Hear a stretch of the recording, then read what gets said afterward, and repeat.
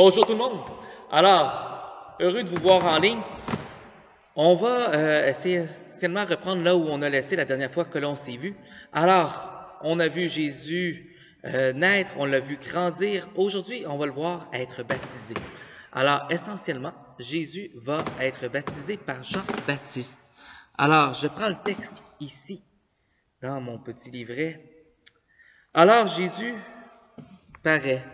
Il était venu de Galilée jusqu'au Jourdain, auprès de Jean pour être baptisé par lui. Jean voulait l'en empêcher et disait, « C'est moi qui ai besoin d'être baptisé par toi, et c'est toi qui viens à moi. » Mais Jésus lui répondit, « Laisse-moi faire pour le moment, car il convient que nous accomplissions ainsi en toute justice. » Alors Jean le laissa faire. Dès que Jésus fut baptisé, il remonta de l'eau. Et voici que les cieux s'ouvrirent, il vit l'Esprit de Dieu descendre comme une colombe, et des cieux une voix disait, « Celui-ci est mon Fils bien-aimé, en qui je trouve toute ma joie. » Alors, si on reprend vite fait, on a Jésus qui est baptisé par Jean, et dans le texte, on voit qu'il y a une espèce de petite chicane à savoir qui doit être baptisé par qui. On va revenir là-dessus. On va commencer simplement par se dire que ton baptême à toi s'enracine dans celui de Jésus.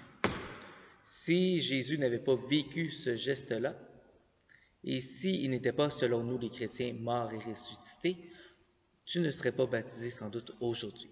Alors, je vais te demander de mettre sur pause la vidéo et prendre le temps d'avoir un petit dialogue avec tes parents, pas très long. Essaye de lui poser la question, pourquoi tu as été baptisé, et s'il y a des anecdotes. Qui est ton parrain, ta marraine? Qui étaient les personnes présentes? Ou peut-être, dans quelle église? Alors, on s'arrête là, tu fais une pause. Bon, moi je continue parce que je ne peux pas faire l'effet visuel, donc c'est à toi de mettre sur pause. Alors, qu'est-ce qu'on va se dire à propos du baptême? J'aurais été vraiment curieux de connaître vos anecdotes. Mais une des choses qu'on doit bien réaliser, c'est qu'on est être baptisé, ce n'est pas simplement une fête de famille. On aurait pu organiser une fête liée à ta naissance sans nécessairement en faire un événement religieux. À travers le baptême, on a voulu te signifier à toi que toi aussi tu es un enfant bien-aimé de Dieu en qui Dieu met toute sa joie. Une des choses que j'ai le goût de dire rapidement, c'est que le baptême, toi tu l'as reçu bébé, j'ai le goût de te montrer une peinture dans mon église, dans l'église de Saint-Eustache. Alors, on va venir ici. J'espère que tu vas bien voir. C'est le baptême de notre Seigneur Jésus-Christ. Elle est en arrière-fond. Yep. Je ne sais pas si tu la vois bien, mais essentiellement, on voit Jésus baptisé par Jean-Baptiste. Et le premier événement que je pense qu'il est important de noter, c'est que c'est un adulte et non pas un enfant qui est baptisé. Parce que pour les 4 premiers siècles de l'histoire de l'Église, on ne baptisait pas des enfants, mais des adultes.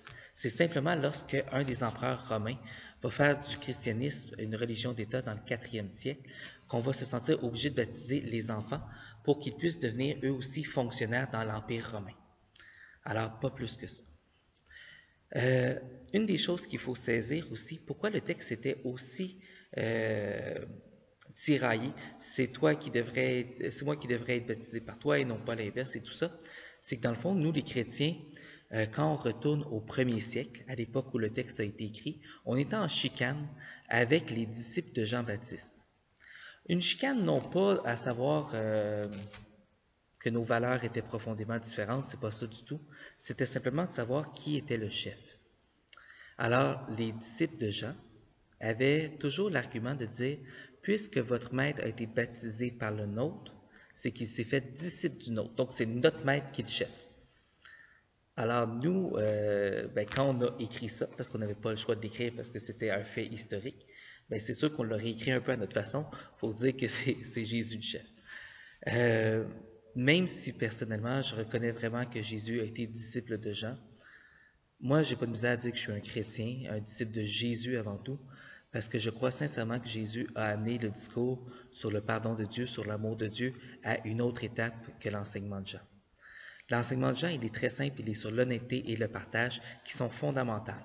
Il y a des gens, les gens vont venir à lui. Que devons-nous faire? Tu as 2 tuniques, donne-en une. Les soldats qui viennent le voir. Que devons-nous faire? N'abuse pas de ton pouvoir. Les collecteurs d'impôts qui viennent le voir. Que devons-nous faire? Ne prends pas plus que ce que tu dois. Alors, vraiment des règles fondées sur le partage et l'honnêteté. Alors, dire que Jésus a été disciple de ça, pas de problème. Mais en même temps, Jésus va plus loin. Aime ton ennemi. Pardonne jusqu'à 70 fois 7 fois. Toute la question du non-jugement aussi.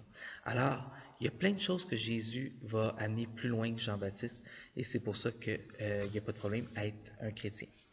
Je vous parlais de la rédaction, qui des fois parle un peu de cette petite querelle à montrer qui est le plus grand. Bien, ça va même paraître dans nos fêtes liturgiques.